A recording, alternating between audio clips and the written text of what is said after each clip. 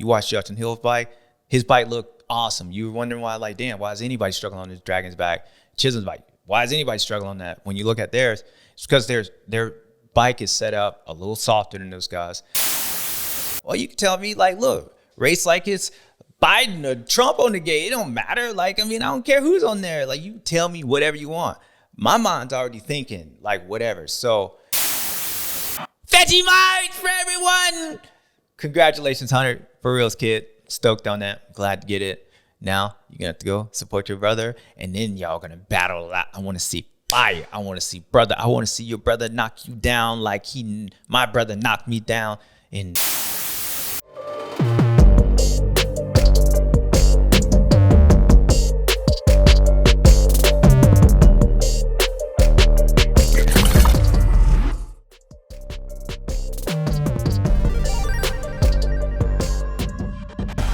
What's up, guys? You know who it is, your boy JS7, and you know where we at, baby. We at the Rewind Show, round 15 here in Nashville, Tennessee. Went down Broadway. It was amazing. It was packed just like it was a packed house this weekend. My Tennessee, or whatever you want to call them, they showed up this weekend. It was a packed house.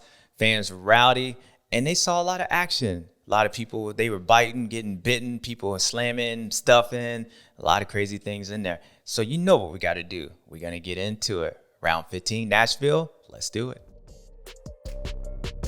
This weekend coming to Nashville, we just had last weekend, it was a mud race in New York, New Jersey, where we had Bam Bam win. And he's been riding good all year long. The German Chocolate, Ken Roczen's doing good. AC's coming back.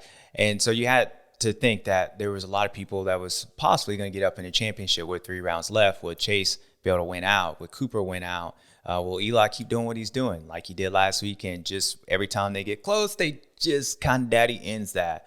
So this weekend, I was excited to watch because I knew with the last 2 races being up in Elevation, Denver, and Salt Lake City, I felt like Cooper had to do something this weekend. Like if he didn't beat Eli, I wouldn't say the championship was over, but it was going to be hanging on by a string. And so the Webb had to, like Spider-Man, send something, get Eli caught up in his web, because otherwise it was going to be an ET moment for the next few races. And sure enough, 450 heat race, Cooper comes out. Eli gets a good start, which he's been doing all year long. When he needs to start, he gets one. Cooper comes in hot.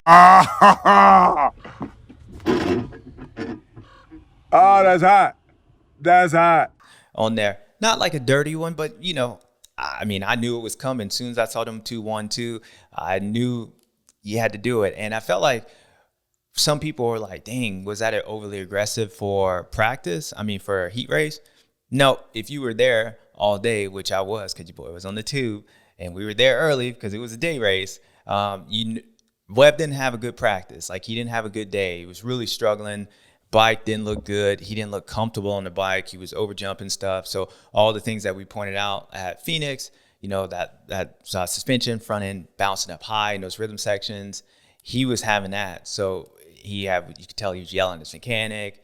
But it's Cooper. When it's race time, he would figure it out, and he had to do something no matter what the bike was.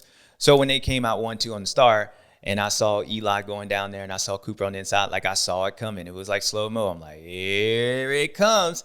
And Eli knew it was coming, so he kind of pulls up.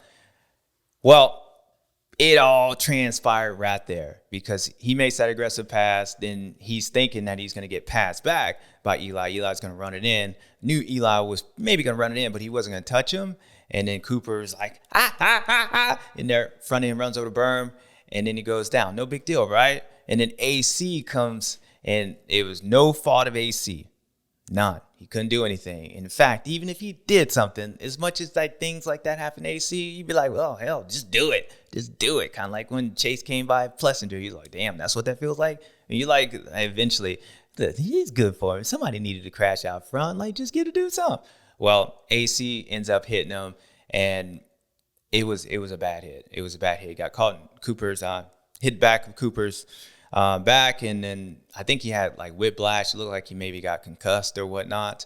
And at first, I was thinking that, dude, he was broke up. Like, he was laying there, and maybe his shoulder was out. And he got up, he was like a little woozy, like JS at 2011 at Daytona. Just, I know where I'm at, man. Where, who? Here at Daytona. Stewart! He throws it away at Daytona again! Oh, no! James Stewart had a huge lead of over 6.5 seconds. And now he is walking, beaten and battered toward his motorcycle. There goes Short. He's got to get on that bike. He has got to get going. Stewart. He looks sore, man, too. He the was Asterisk limping. medical crew is right there looking to attend to him. Oh, the bike. Look at the rear fender. Look at that. Wow. We were saying, he can't get his leg over, and down he goes. Now That's how he looked. But at the end, they kind of showed him he was moving around a little bit. I think he was just delirious. He wasn't really there. So AC hits him, and then Eli's looking back. And at first, I said on the broadcast, the way Eli looked back, there's some people like they look back, they look at you, and then they go like this, and they stare at you like, like that's what you get. That's how Eli was looking. Like he said he looked back to see if Cooper was down. He knew Cooper was down. He was looking back like, But I don't think I'm sure afterwards he probably was like, damn, that sucks. It was a bad look if I was doing that. Bad look. But yeah, there was some aggressions and the attitude from Eli because he was like, dude, why'd you do this to me?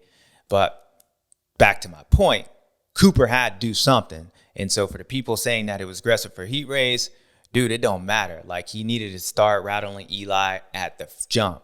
As soon as he knew he was in his heat race, the target should have been that number one red plate Yamaha, because otherwise the way you were looking all day long, the way Eli is, he's got those points. You ain't feeling good. Like you're going to get beat. And I think that's why he did what he was doing.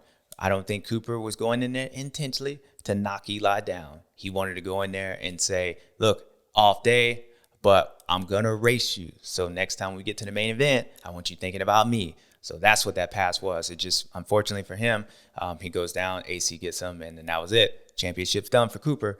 So that's how the morning day started off.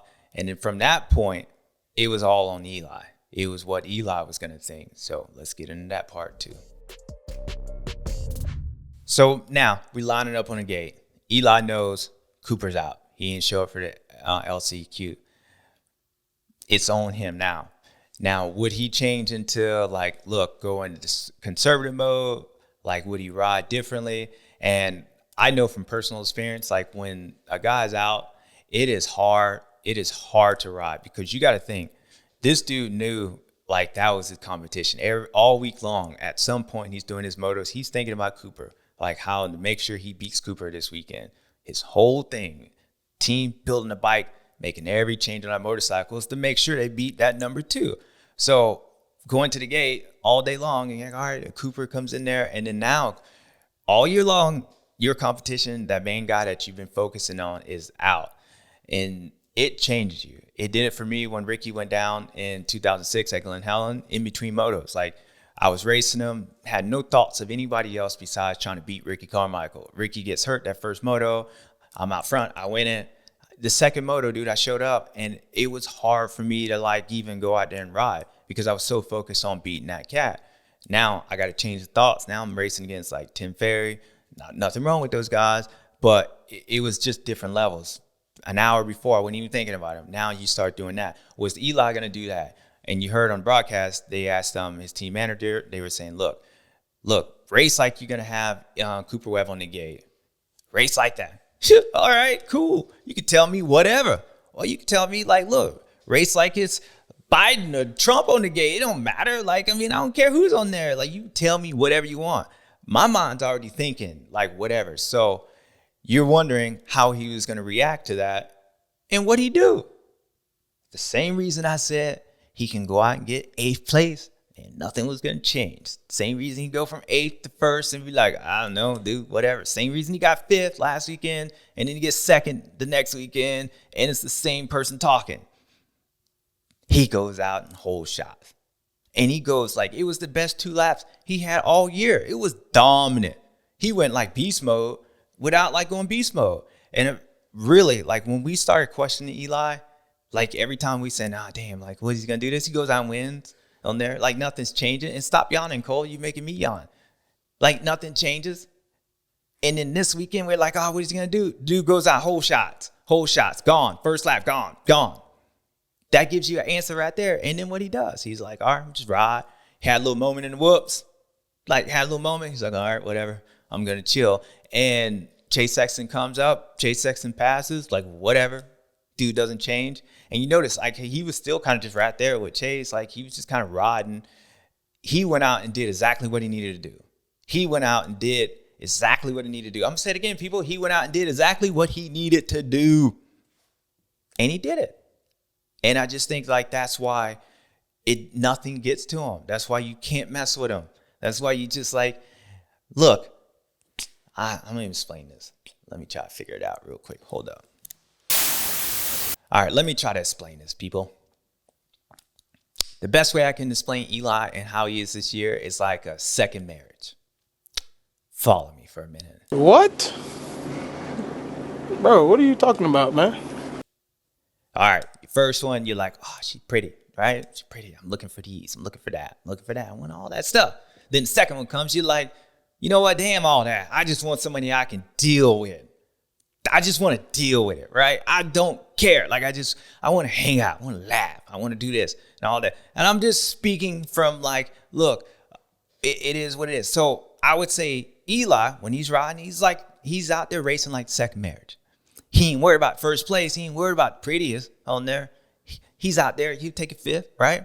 Look, that's that morning wake up. Like, she ain't looking that good. It's the morning. All right. That's your fifth place. And then he's like, but, you know, when she dresses up, she banging. That's your first place. That's like this weekend. Go in that whole shot. Bam, gone. Just still got the beautiness in it. But most of the time, it's just like, look, we just laugh. They my friends. That's what he's out there riding. That's what just even kill. So he's out there performing like it's his second marriage. And he's out there. That's what Eli is. Not up and down, not beautiful, whatnot, and turn on the lights. You're like, damn. No, he's just like, look, she cool. She looks like a wife.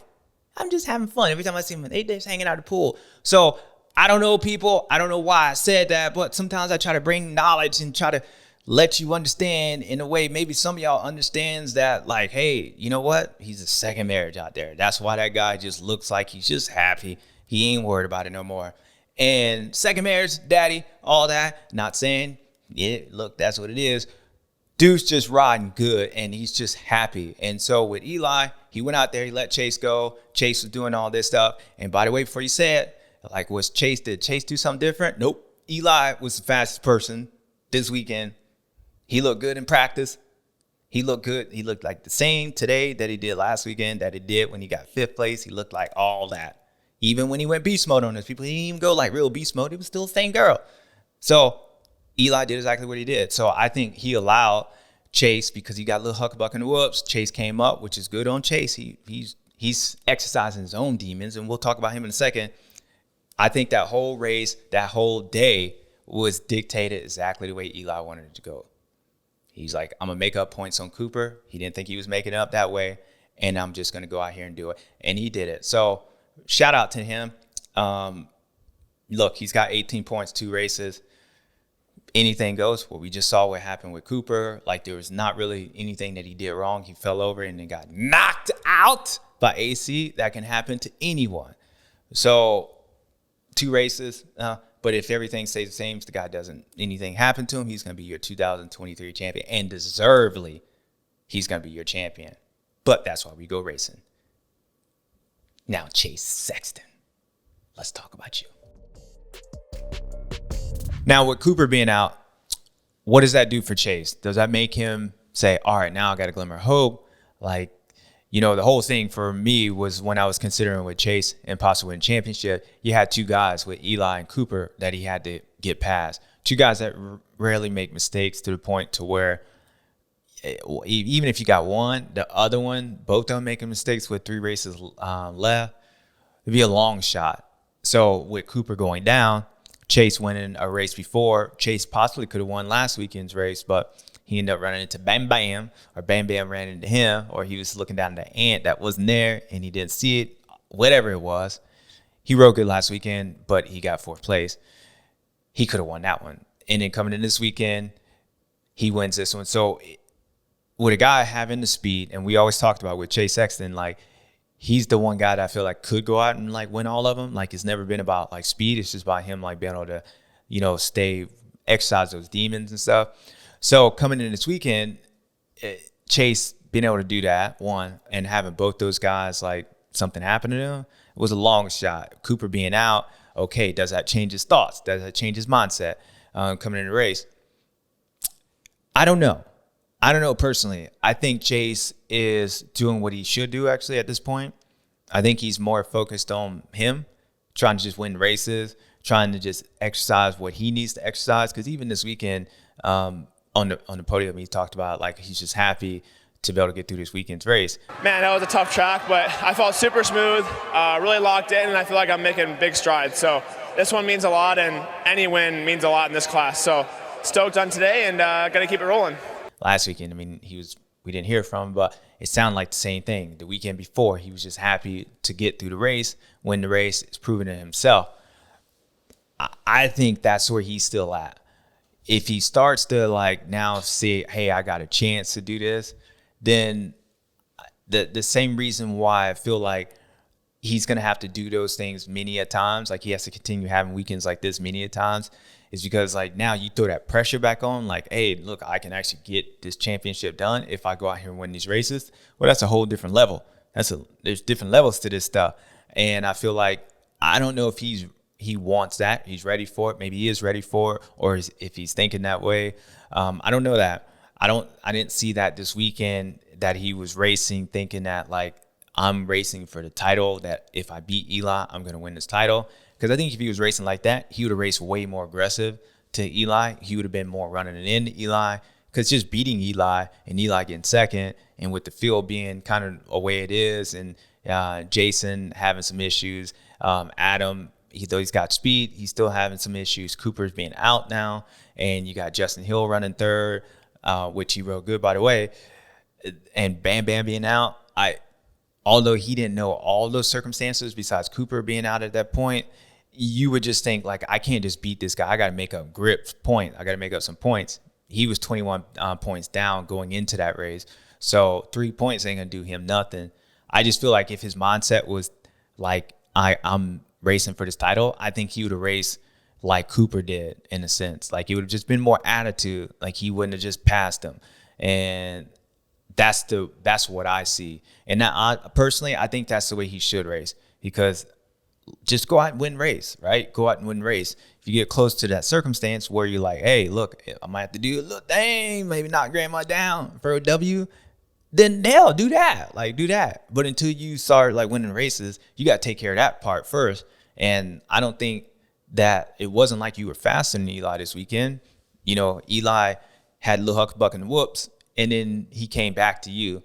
You rode good. Out of all the people on track, like, you rode the best out of everybody. I mean, you lapped up to, I don't know, like 5th place, 6th place. I mean, you lapped a lot of people. So it was survival of the fittest, and you were the last survival, or the first survival, to win over the checker flag. You did it better than everybody else. But it's not like you all of a sudden had that 2 seconds lap faster speed, and like you're the same person that you were earlier this year, where it was just like dominant. No matter if Eli was trying to ride, you'd have just like, he ain't had nothing for you. It's a difference. And I don't think you need 2 seconds. I think if you were out like this, where Eli's being where he's at, if let's say we go to this weekend, Colorado, Eli says, I'm going to get 5th place again, and you go out and win that race. Now we going into Salt Lake City, take a bitch out. You know what I mean? Like, do that. Race for the championship. But until that part happens, you're still 18 points down. The field being where it is, Eli's going out to, I think he can just ride. And if he stays clean, I think he can ride. Everybody else like, he's feeling comfortable. I think he just ride away. He can ride his way to second anyway, or third. So I think that's a long shot. Chase doing what he needs to do right now is the right play. And then if things close down quite a bit after this weekend, then you do what you have to do. And the reason I say that is because I think Chase would have rode Eli like Cooper did.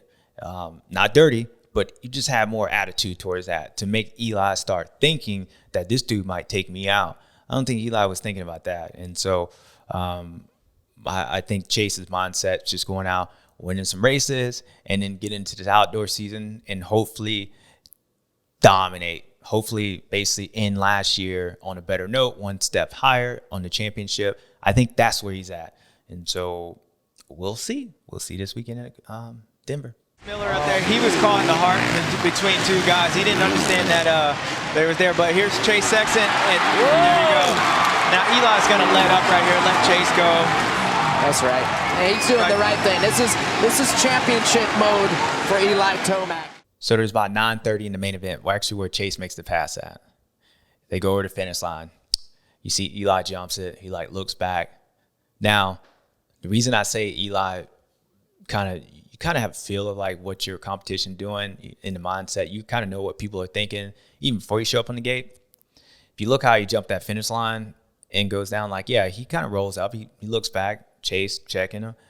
But if he was worried about Chase knocking him down or Cooper or somebody else, he would land off that finish line and went right on there. The fact is, he kind of landed down that finish line and went down the middle of the line. I mean, he kind of moves over a little bit, but goes up high in the berm. He could have got knocked down if he was worried about somebody. He wouldn't have rode that same line if, let's say, Cooper was behind him. He wouldn't have done that. The fact is, he did that because he knew Chase wasn't going to knock him down on there. And if Chase would have knocked him down, he would have been knocked down because he would have been shot.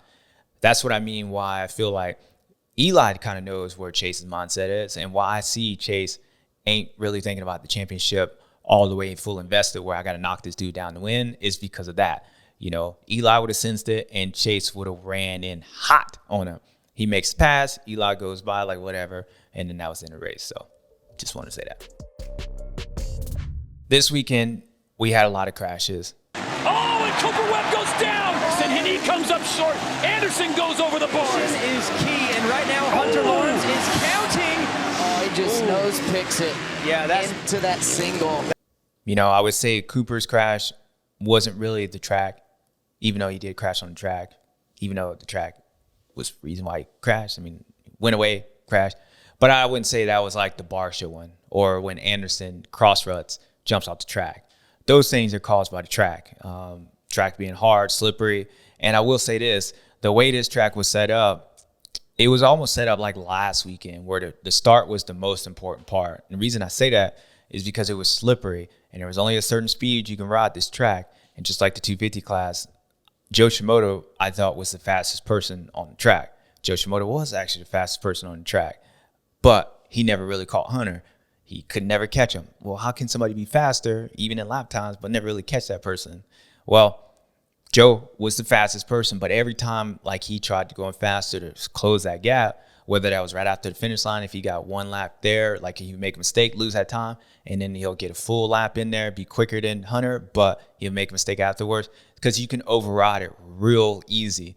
And so like last weekend, the start was the most important part of the race because you couldn't come up through the pack. Those guys with the right-handed first corner, the whoop section, bottled up, especially the off-camber, you can get guys that can hold a shot and get away like Eli did real quick. And so same thing as a mud race. Guys are jockeying for position. It's important whether you're pulling tear-offs, trying to get that vision. This weekend was about that start because the leaders could get away and you knew you couldn't override that racetrack just like a mud race. And so that's how this weekend was set up. So going back to Justin Hill and some of the other guys, Justin Hill got a good start. And you watch guys like Barsha, and even Chase. It wasn't like Justin Hill got a good start and then he was just full on blocking those guys. Justin Hill got a good start and he was actually holding his own. Chisholm, McElrath, those guys are riding good. And then you looked at some of the leaders and them struggling, Anderson. He rode all right. He had a tough day, but he rode all right. AC, I think he ended up falling. But if you look at Barsha and even Chase and some of these guys compared to how they looked on the racetrack, and then you look at Justin Hill and Kyle Chisholm, they look like two different people. The bikes look way different. And let me explain that one. So on this type of track here, you got a Nashville. You got a slippery, dry track, kind of like the practice tracks. I think all these guys somewhat felt comfortable because that's how a practice track at the end of the day, besides maybe some of the ruts, it looks for most of these guys, whether in Florida, California, it gets that dried out. Unlike where at nighttime racing, it gets slippery, but it gets slippery in a different way. You get that moisture that comes up, that Tampa slippery. And that slippery kind of sucks because there's different levels to it. You know, the Tampa slippery is the one that like you really can't feel it coming. When you see it dry and there's dusty, I don't know, for whatever reason, it can be just as slippery, but there's a difference for a rider can always tell where the slipperiness is when it's dry, like Nashville was compared to where you get like Anaheim on a hard night or, Tampa. There's something about that. So I think all these guys felt comfortable. But when you watch, let's say, Justin Barcia's bike or Jason Anderson's bike, Tomac, and then you watch Justin Hill's bike, pay attention to like how Justin's bike was. Justin Hill's bike looks better than everybody else this weekend. Kyle Chisholm's bike looked better than everybody else this weekend. Most of the privateers guys' bike looked pretty damn good. And the reason that is because it was slower. Like on there, when the tracks get rougher like this. So those guys, I would say most of the time, they don't go as fast as the top guys go. So when you get a track that breaks down and it gets rough, it's like their suspension is way too stiff. Like it's meant for like charging on there. It's meant to like rhythm sections, going super fast. Or some of the other guys, they don't go as fast. So they ride around the track, and not saying they're going slow or the suspension ain't set up for Supercross, but their bike works better from like that, 7th to like 15th right there. There's a pace to where they go to where they have a comfortable, like really all of them double Ds, like their suspension moves and all that. So when you watch those guys go around the racetrack, and especially the Dragons back in the whoops, like they didn't get any kicks. Their bike they had traction all over the place. Like they had traction going up Dragon's back. You watch Justin Hill's bike, his bike looked awesome. You were wondering why, like, damn, why is anybody struggling on this Dragon's back?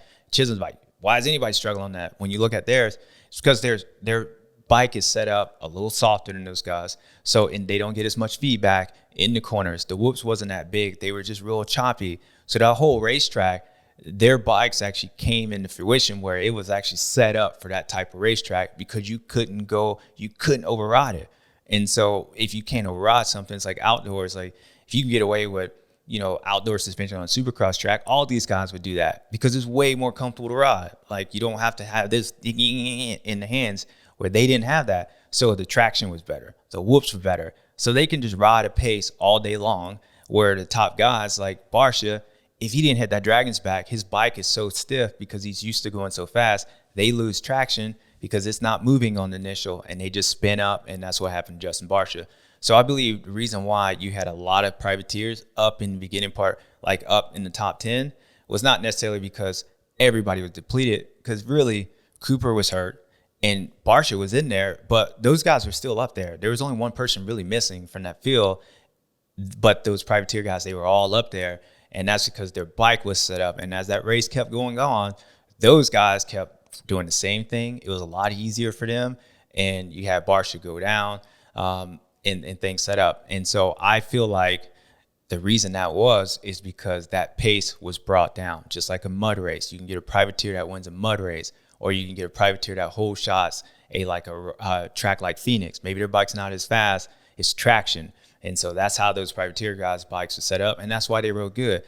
If Denver is like that this weekend and Salt Lake's like that, expect it to happen some more on there. Their bike's set up for a dry, slippery afternoon practice track where you're doing 1,000,000 laps.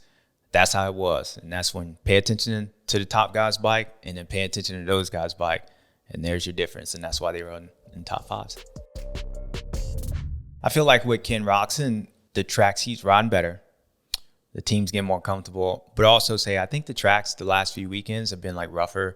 And you had a mud race, then you had this track, then you had Atlanta. I think the tracks are slower. Guys are going a little bit slower. And for some reason, I think that sets up better for his bike, kind of like the Justin Hills and stuff. Even though Ken's going fast, I think the Suzukis, they kind of just work better on the hard pack, and the Ken's talent comes out on the difficult, like tracks like Indy, where it's slower, but you have to be real technical, like a mud race, like this one. So it's not surprising that German Chocolate rode good, and he's been riding good. I just like the fact that you heard his interview. I like that. I want more out there, but at the same time, I'm stoked to get away with a third place. Podiums is tough to get out there and on a tricky track like that. Obviously, it collected a couple of guys, and I don't know. I just played it safe. I get a little bit of 2017 flashbacks when the track gets that G'd out and hard packed. So I take what I can get, and happy to put my team back on the podium. You know, in the beginning part of the year, he was happy to be there, and now he's like, damn, I'm starting to get like, all right, yeah, I didn't ride that good. First few laps sucks. Like, I like that on there. I wouldn't even care if he got 10th. I hear that from Ken, I'm like, that dude, he's coming back. He's coming back because now this third place is like, well, whatever. Like, he wants more. And if German Chocolate wants more, that boy going to get more on there. So that's for all of my Ken Roczen fans. We fans here, it's a good sign to see that because years past, we wasn't hearing that. A few weeks ago, we wasn't hearing that. You know, you get that third place, you're like, yeah, like he was like, dang, like he was happy. Now he's like, I want more. So, German Chocolate, go get some more. Does Roczen's success make Suzuki want to be like more invested or reinterested in Supercross, motocross? Yeah, I don't think so. And the reason I say that is because, like, I feel like Suzuki, like, I mean, they make a motorcycle, right? Like, they got some kind of interest in this thing. Like, it just comes down, like, I would like to fly private jets and I would like to go to the Space Center. But things cost money, you know? Like, things aren't free. Like, a lot of people want to get that Ferrari. Well, yeah, we all want that, but it costs something. And so I don't think it's not because I don't want to go up to space and the moon and Mars. Shit, I'd like to go there all day. But, like, you know what? There ain't no trips there. Or it just can't happen. And I feel like with Suzuki, like, it's bigger than Ken Roczen on there. He's helping them maybe think about it more. And he's keeping them relevant. And he might have more people buying Kickstart Kenny's bikes. He might buy a couple more Suzukis because of him. But I think if Suzuki had the financial, whatever their reason is, I think if they could do it, they would do it. And especially like what he's doing right now, I think it's bigger than Ken Roczen. I think they're just happy, and it just maybe makes them consider it more. Maybe makes it harder to like not and whatever. But if they're gonna do it, like Kenny would be a reason to, like, I guess he'll be a reason to do that on there. I guess to move quicker, but they were gonna do it anyway on there. If they're coming back, they're coming back no matter what. They dropped out of GP. They dropped out a lot of things. So, you know, I think as much as Ken Roczen's success and continue to make Suzuki look good, I don't think that's going to be the exact reason why they decide to come back or not. I think there's bigger things. And so, but that's just my opinion. I could be wrong. So Chase Sexton, he's won last 2 out of 3 races. So Chase Sexton, he's been the fastest guy on most nights. He's been the guy who's crashed on most nights too. But that was a long time ago, right? That was a long time ago. And I said this a couple weeks ago, and I felt like we've been waiting. He was like, waiting for those announcers to watch me hit the ground. Like, well, we kind of waiting for that one. I'm sure the TV broadcasters were waiting for something to happen from me, but we were. Why are you looking at me? Not you. And it didn't happen. And it didn't happen that week that you won and you got neck burn. I was pumped there. Didn't it happen last weekend? But I would say that wasn't even your fault, even though maybe your fault, and even maybe, I don't know, right? Maybe you should have saw it. German Chocolate saw it coming in. We all saw it coming in. But hell, you in the race. You just like, thank you. He my friend, right? So let's say it wasn't your fault. You hit the ground. And you rode good anyway. Come back. But this weekend, Cooper goes down. Gets hit by AC. Yeah. Got hit by him. Cooper was like, where am I at? And then you come through. And then you see Tomac gone. Beast mode, gone. And years pass. And actually, not a year passed. Races pass. Like, you know, maybe sometimes you have a hard time doing that. You'd be like, I hit the ground. I got fast. But no more. We've been waiting for this. And out of 2 out of 3 weekends, that you're going to get this particular thing. And it's finally, you did it again. And finally, you're like, I'm starting to feel it. We'll see what happens. What is he getting for him, Cole? Suntan, neck's on fire. Chase Sexton, neck burn. I don't even know what it is. Like, I'm confused. I'm not even to that list. I just feel like when people win like that, they're going to throw their damn arm out. Like, they'll be like, I remember one time I did that and I smacked my hand on the handlebar. I thought I broke my wrist. Dumbass. So, Chase Sexton, I know you're happy and I know it feels good and it's the right direction because you got your teammate coming up in the outdoors, and just like what his brother just did And got a shout out and double stupendous NECKBURN. Hit it for him, Cole. Hunter Lawrence. Suntan, next on fire. Hunter Lawrence, it's been a while, bruh. It's actually never been ever. So it's been the longest while it possibly be, because it never happened until this weekend where you got your title. I'm telling you, there was a Benji Mike party down in Australia. They haven't had this much love for Australia since Chad Reed. Chad Reed up there, like he was like the Hunter Lawrence, bro, the brother Lawrence, Jets serving donuts out people. I see you signing guitars on there. Danger Boy trying to run it in on you. Danger Boy riding good, by the way. Danger Boy, hey, keep going like this. Yeah, he gonna be your title, like, you know, successor. He gonna be a threat next year if you race. Like, Danger Boy is starting to feel real dangerous. But today, it's your day. Saturday was your day. You got that championship, and I'm gonna be for reals, people. I know that was special. I know it was special, not because he like got the championship. Well, hell, that's special too, but because all the sacrifices and injuries. And I said it on the broadcast. Look, you see Cooper Webb, you see them tears, you see what happened AC last weekend, you see Barsha, and then you see Hunter Lawrence. Like, we all go through that. We all go through those emotions up there. We crying, but we love this sport. We love this sport because it's like addicting. Like, we want that. We're a theme. We all chase that goal that Hunter just had this weekend. And that's why we cry. That's why we got so many emotions. When Chase wins, he's like just hyped up. Well, you just won like a week ago, 2 weeks ago. Like, why are you so happy? It's so emotional because you have those roller coasters. And you might think like, man, why the motorcycle people, they stupid. Why they keep going out there flipping and crashing and getting hurt, getting their head ripped off on there? It's because we want that ultimate success, what Hunter got this weekend, and his brother probably going to get next weekend, and then they all going to go fight for it outdoors in a few weekends. Well, that's why we do it, to get that red plate, that #1 plate, to say that AMA got to come up like, hey, Hunter Lawrence, now you are a 2023 AMA East Coast Supercross champion, and better yet, the most important thing, I know the most important thing for you, you are getting a stupendous from Bubba's World here and there. Hit it for him again, Cole. Suntan, next on fire. Veggie Mike for everyone. Congratulations, Hunter. For reals, kid. Stoked on that. Glad to get it. Now, you're going to have to go support your brother, and then y'all going to battle a lot. I want to see fire. I want to see brother. I want to see your brother knock you down like my brother knocked me down in freaking Budds Creek. I ain't see you. I ain't see you. Well, look here. Let's think about this. I'm the only black person out there on the yellow Suzuki, and look, you didn't see me? My ass. That was his excuse. What's yours, Jet? Knock his ass down. Just kidding. Congratulations, Hunter. And congratulations, Chase Sexton. All right, people, you know what time it is. My favorite time, your favorite time. Stu, confused? Who knows where we're going to go? But first, we'll be right back. They say an object in motion tends to stay in motion. We test that idea on a daily basis. Motion and experimentation. Motors and manpower.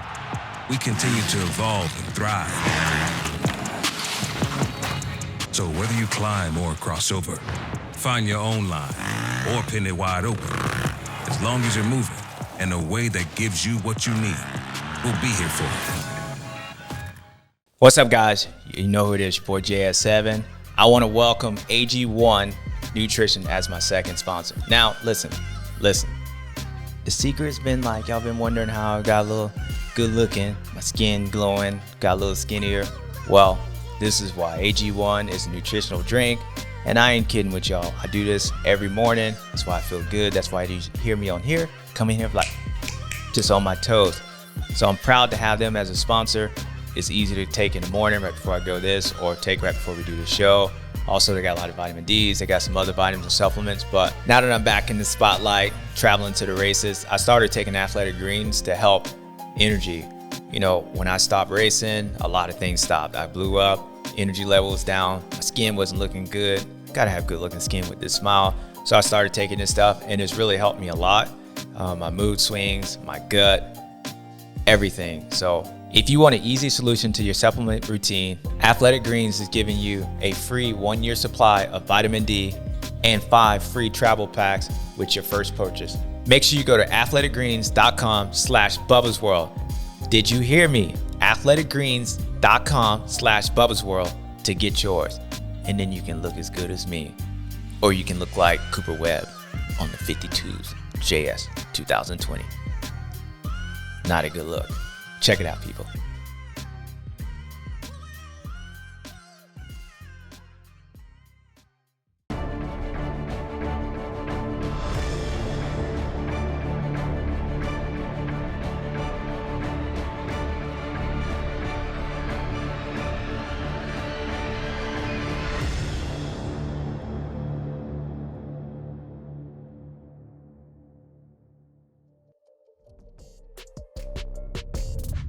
All right, people, you know what time it is. My favorite time, your favorite time. Stu, confused. But we know what we're going to do. We're going to go with the best one. The Stu. The best, the one. You know what? I'm not even going to waste the time to try to explain it. Because, I mean, we're 15 weeks deep in this thing. You should know what a Stu is. And you want to know what it is? It's Hunter Lawrence. Yeah, it is him this weekend. And there's no better person to get it. Even, I know Eli, he did what he did, but technically he didn't even win the race. And I'm going to say he is Stu too. But Hunter Lawrence, you just won the race. And you got the championship. And you got that cool looking guitar that you signed the night before, which actually looked pretty cool. And you got your championship. And you sent a lot of tears out there. It was everybody. It was Vegemites, donuts, all this. You the first Lawrence brother to get the championship this weekend. So that means you are a Stu. But all kidding aside, stupendous job coming where you from.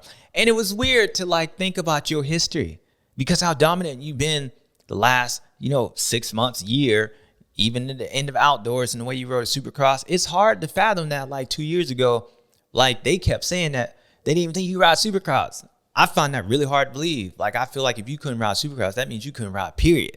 You were hurt. I always saw talent in you. But from coming up like that Drake song, from the bottom to the top, that's seriously where you came. So congratulations, for reals. I truly mean it. I know how special that is. And you showed up this weekend and did it even style points and got it done. Congratulations. We're going to hit it for you one more time. Hunter, you a stupendous Stu. Hit it for Cole. Suntan, next on fire. Next on fire. I know it's probably some fire lit down in Australia. Hunter Lawrence, you a Stu. All right. In my next Stu. You know where I'm going, people. You know where I'm going. I know he didn't have it all tipped out this weekend. It was the same last weekend. But I know one thing he got that he didn't get last weekend is this. Chase Sexton. Stupendous Stu. Everybody's starting to write you off. They were like, he's kind of whatever. It's, after last weekend, up until last weekend, I felt like if you won the last 4, you were going to win the championship. Then you had last weekend because you got Bam Bam, whatever.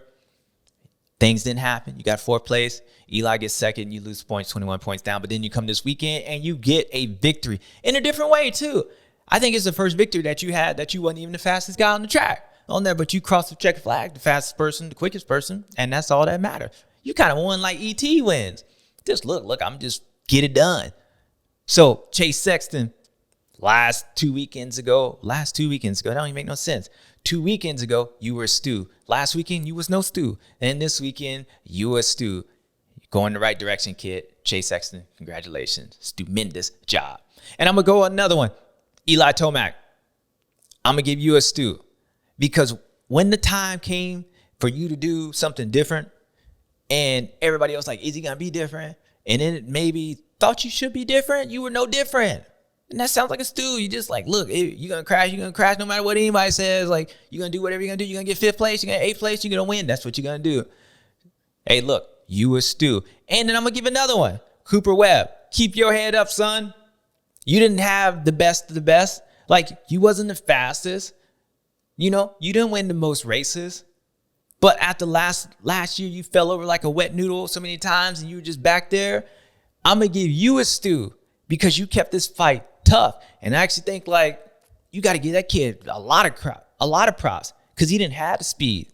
Maybe his bike wasn't even the best bike out there, but Cooper does what Cooper does. When you don't think he's the fastest, usually he ain't the fastest. When you think he ain't going to win the race, sometimes he didn't win the race. But when you think like, you know what, he has no chance, he was always there. And that to me is a Stu. So I know you out right now, and I don't even know if you're racing this year, but everybody, let's make sure we get Cooper Webb. Hit it for him, Cole. Just hit it for him. Suntan, next on fire. I know it was like, I'm going to give, that's kind of like a Triple Crown neck burn. Like when you win and you don't even get the fireworks. I know like you didn't win, so why am I giving you a Stu? I'm just giving you a Stu because if it wasn't for you, man, it could have been boring. Who knows? Eli might have just went out and just won all these things, and it might have been a bigger point. Yeah, it might be more than 18, but you kept it interesting. And I know you're hurt right now, but us fans, we appreciate it. So get well soon and get back so you can get a real Stu, not the Triple Crown, but a real Stu. So Chase Sexton, you a Stu. Hunter Lawrence, Stu Mendes, congratulations, Stu. Eli Tomac, you've been doing what you're doing, Stu. And Cooper Webb. See, I was kind of messed up because I'm like, I don't like giving people that don't win, Stu, but you deserve one. Get well soon. All right, people. That was it for that one. You know what time it is. Now my next list. Stu or Confused. Which one? Confused. Riders out there, they got hit in the head. They got cuckoo for Cocoa Puffs. Confused. Riders that's out there pissed off because something else happened. They got knocked down, pissed off. Stu. Pissed off girlfriend, pissed off that. Stu. Look, I don't think nobody was confused or stewed this weekend. I think they were probably all happy because some of them got out of there alive. The people that didn't get out of there alive, they got out of there somewhat alive. They were broken up, but they weren't confused why it happened. That track was tough. I don't even think they were mad to be like, you can't be mad when you're up there crying. You hurt. Like, I want to be mad, but damn, this thing hurt. Every time you get angry, like you get like hurt. So I don't think they stewed. So I'm going to keep no one on that list. No one gets that list. That's weird. I mean, if it's not a list, then why are we even talking about it? Well, it's kind of confusing that way. So I'm going to just shut it up before I get stewed and it really get confusing. So let's end it at that, people. And that was all your stews and no stewed or confused people on this list where you had Chase Sexton win again, third time this year, I believe. Maybe I'm confused. Maybe I'm wrong. I don't consider that one that he won and got like 7 points. Is that a win? Yeah, maybe. So it was his fourth time this year. And then you had Hunter Lawrence, not Jet, Hunter Lawrence, get his Stu Mendes Stu with a championship. So congratulations again. And there's damn, did you see that? Damn, did you see that? That was a Vegemite coming from Australia. My Australians, they hyped up. So that was it from round 15, Nashville, where you saw your boy at.